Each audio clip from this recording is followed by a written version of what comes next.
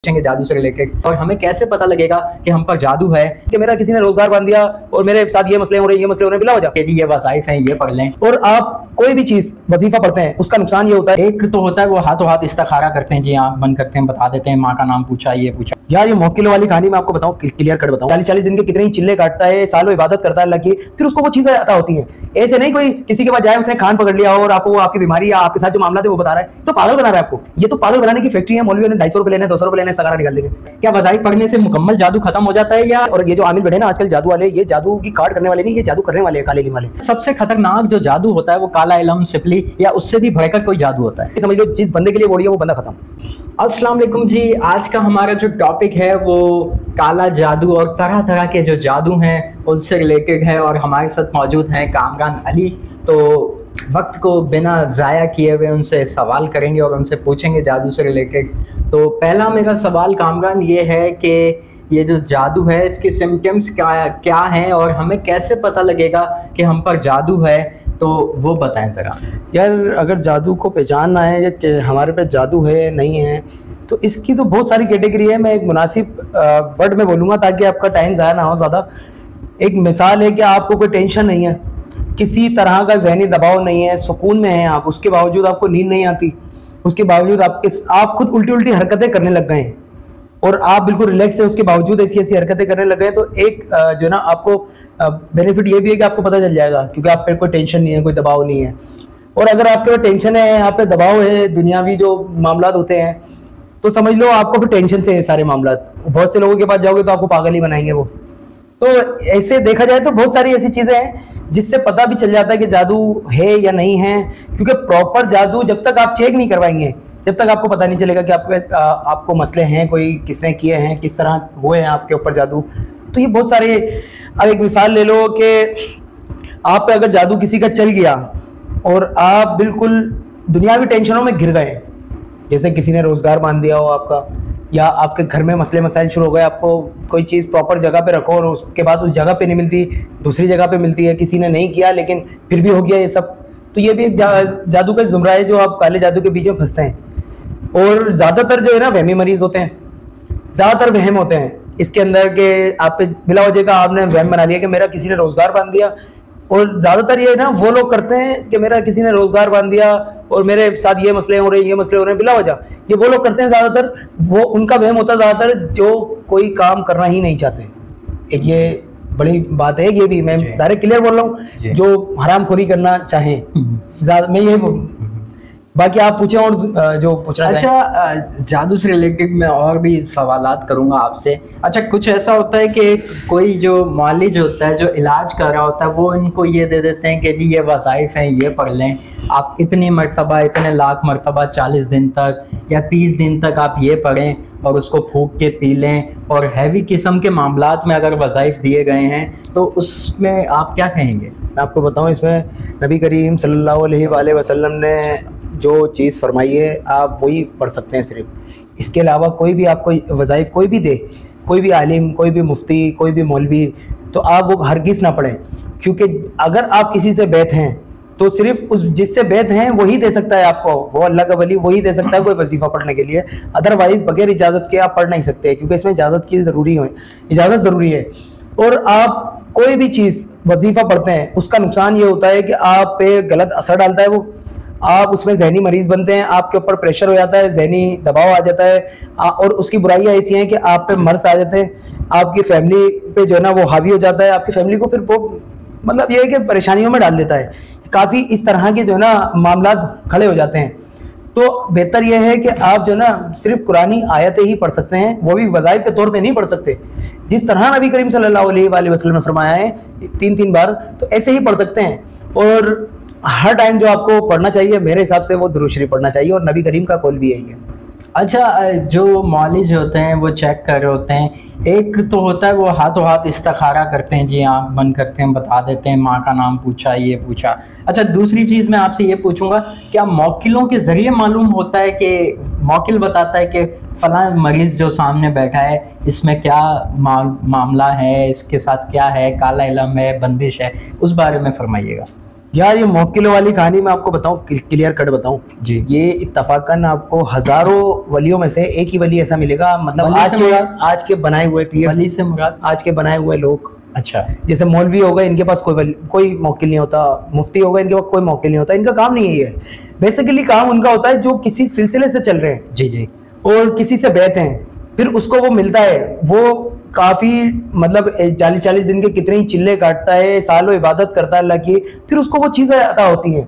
ऐसे नहीं कोई किसी के पास जाए, उसने खान पकड़ लिया और आपको वो आपकी बीमारी या आपके साथ जो मामला थे वो बता रहा है, तो पागल बना रहा है आपको।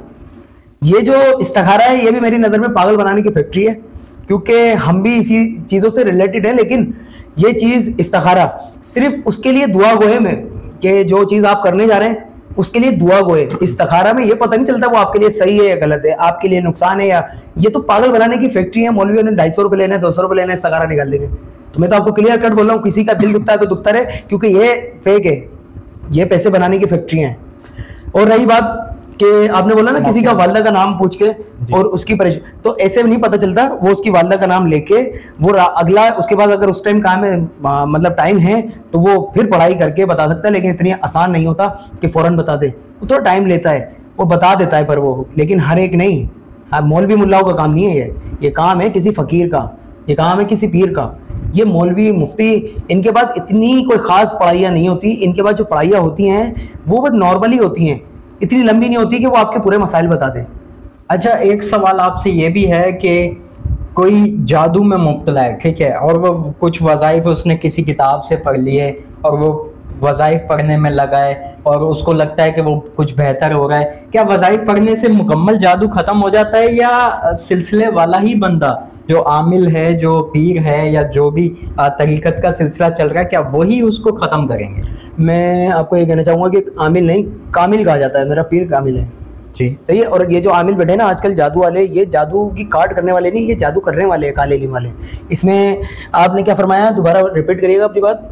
मैं आपसे ये पूछ रहा था जैसे कि मतलब ये जादू जो है ये क्या मतलब वज़ाइफ पढ़ने से ख़त्म हो जाएगा, या वही बंदा जो जिसके पास ये काम है, इसकी कार्ड का जो काम है, वो उसके पास ही जाना पड़ेगा, या वज़ाइफ से ही ख़त्म हो जाएगा? देखें, ये वज़ाइफ आपको उल्टा कर देगा। उल्टे से मुराद आपका दिमाग उलट देगा, आपको पागल कर सकता है, आप पे परेशानियों का बोझ डाल सकता है, आपका घर बर्बाद कर देता है, आपकी औलाद की जान चली जाती है आपके गलत पढ़ाइयों के चक्कर में। ये वज़ाइफ सिर्फ और सिर्फ आप अगर किसी से बेहतर हैं तो वो आपको दे सकता है, अदरवाइज कोई मौलवी मुल्ला, कोई किताब, कोई इंटरनेट की देखी हुई वीडियो नहीं दे सकती आपको कोई वज़ाइफ, क्योंकि कुरानी आयत ही आप पढ़ सकते हैं। वज़ाइफ आपको अगर पढ़ने, वज़ाइफ अलग चीज़ होती है, कुरानी आयतें तो होती हैं वो, लेकिन वो उसका तरीक़ेकार ही अलग होता है। वो वज़ाइफ आपको इजाज़त के बगैर नहीं मिलते, इजाज़त मिलेगी तो वो आप पे गलत असर नहीं डालेंगे। अगर इजाज़त के बगैर आपने पढ़े तो आपके साथ बहुत कुछ हो सकता है।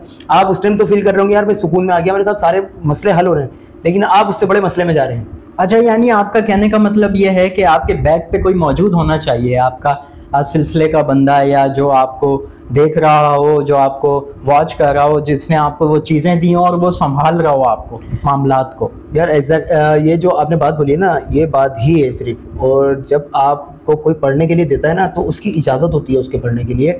ये पीढ़ी बाई पीढ़ी चल रहा है, ये इस तरह नहीं है कि अल्लाह ने फरमाया हो। सही है कि अल्लाह ने फरमाया तू पढ़ ले, अल्लाह का वली आपको दे सकता है। अल्लाह का वली दे रहा है तो अल्लाह की रजामंद है उसमें, बिल्कुल सही है। जब अल्लाह का वली आपको दे रहा है, कोई पीर फकीर दे रहा है ना आपको पढ़ने के लिए, तो आपको इजाज़त है समझ लो, फिर वो नुकसान नहीं पहुंचाएगा, आपके साथ मसले करेगा। लेकिन ये मिलते नहीं है आम इंसान को।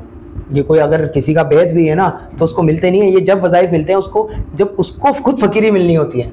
बिल्कुल, ये आम इंसान नहीं पढ़ता और ना दिए जाते हैं ऐसे। मैं आपको क्लियर कट में बता रहा हूँ, कोई भी आपको देता है ना पढ़ने के लिए, और अगर वो पीर फकीर भी नहीं है तो बेकार है उसका। अच्छा, सबसे खतरनाक जो जादू होता है वो काला इल्म, सिपली, या उससे भी भड़कर कोई जादू होता है? जादू सबसे ज्यादा गंदा जो होता है ना वो यही होता है, ये जो काले इल्म वाले बेटे हैं, अल्लाह माफ करे, ये तो गोबर के अंदर, अपने गोबर के अंदर जो है ना तीलियां मार के चाटते हैं और काला जादू करते हैं, अल्लाह माफ करे। ये खबीस लोग होते हैं। और सबसे बड़ा जो सबसे काला जादू जो होता है ना वो एक हंडिया उड़ाते हैं। ये जादू ऐसा होता है कि हमने तो देखा ही है, लोगों ने पता नहीं देखा नहीं हो, वो यकीन ना करें, हंडिया बकायदा हंडिया उड़ती है उस बंदे की, वो उड़ती है, आसमान पे भी दिखती है उड़ती हुई, और जहाँ समझ लो वो उड़ती हुई हंडिया बंद हो गई, समझ लो जिस बंदे के लिए वो उड़ी है वो बंदा खत्म। अल्लाह अकबर। अच्छा जी, अगर आप भी जादू, असरात या किसी भी परेशानी में, बंदिश में मुब्तला हैं, तो कामरान साहब जो हैं वो आपका ऑनलाइन भी इलाज करेंगे। आप बता सकते हैं इस बारे में किस तरीके से क्या प्रोसेस होगा इसका? इसका प्रोसेस ये होगा कि आप मुझे सिर्फ व्हाट्सएप पे मैसेज कर दें, फिर मैं आपको बता सकता हूँ कि क्या मामला किस तरह ख़त्म हो सकते हैं। अदरवाइज़ ऑनलाइन कोई नहीं करता, ये याद रखिएगा। इन्होंने भाई ने बोला, ज़ाहिर है ये भी इसी दुनिया में रहते हैं, जो बातें सुनते हैं वही दोहराएंगे। तो ऑनलाइन कोई नहीं होता, लेकिन ये है कि कुछ मामला हल हो जाते हैं ऑनलाइन से ही उसी तरह, लेकिन हर कोई नहीं कर सकता ये। मतलब लोगों को आपके पास आना पड़ेगा, अगर ज़्यादा बड़ा मसला है तो आना पड़ेगा, लाज़िम आना पड़ेगा। तो और कोई चार्जेस नहीं है, बिल्कुल कोई चार्जेस नहीं है, फी सबीलुल्लाह। नंबर्स आपको मेंशन हो रहा है, नंबर आपको दिख रहा है, कामरान से आप कांटेक्ट कर सकते हैं और इंशाल्लाह आपके जो मामलात हैं अल्लाह पाक हल फरमाए, हमारी तो यही दुआ है। और तमाम जादूगर और इनसे बचने के लिए बेहतर यही है कि आप पाक साफ रहें, बावजू रहें और नमाज की पाबंदी ज़रूर करें। अच्छा, एक बात काटते हुए मैं आपको ये बोलना चाहूँगा कि आप समझ रहे होंगे कि मैं मौलवी मुल्ला या कोई वली, नहीं, मैं कुछ नहीं हूँ। मैं एक गरीब साधारण सा आदमी हूँ, आम इंसान हूँ। और मैं ये कहना चाहूँगा कि मैं एक गद्दी पे फाइज हूँ, मैं एक गद्दी नशीन हूँ। तो उसकी हैसियत से ही मैं सब कुछ आपको ये बता रहा हूँ, क्योंकि मुझे इसके मामलात का सब कुछ पता है, क्योंकि मैंने बचपन से अपने यही देखा है सब कुछ। क्योंकि हमारे पास ऐसे लोग भी आते थे जो नाटक कर रहे हैं, ऐसे लोग भी आते थे जो वहमी हैं, और ऐसे लोग भी आते थे जिसमें बाकायदा कुछ मामलात हैं। तो ये हम बचपन से खेलते कूदते हैं इन चीज़ों से। तो लिहाजा मुझे मौलवी मुल्ला या अल्लाह का वली नहीं समझना, मैं एक गरीब सा आदमी हूँ। मैं अपनी एक क्लियर कट बात बता रहा हूँ आपको। अच्छा जी, अगर आप रब्ता करना चाहते हैं तो कामरान से रब्ता कर सकते हैं, नंबर्स स्क्रीन पे चल रहे हैं। अब तक के लिए इतना ही, अल्लाह हाफिज़।